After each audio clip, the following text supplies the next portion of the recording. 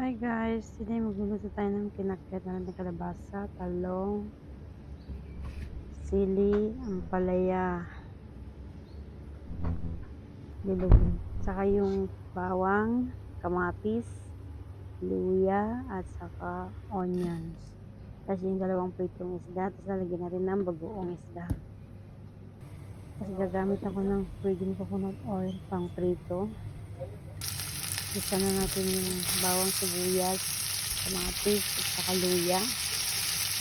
Mag-tender lang siya. Bisa lang natin na yan ng konti. Tapos lagyan na natin yung mga gulay. Kalabasa natin yan. Madali lang yan.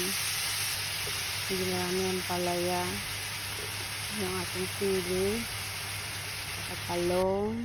Tapos ilagay na natin yung ating bagong isda.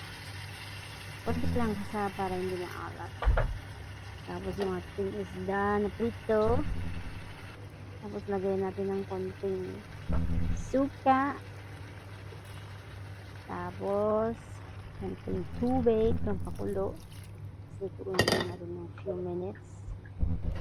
After that, luto na ang ating pinakbet. O diba?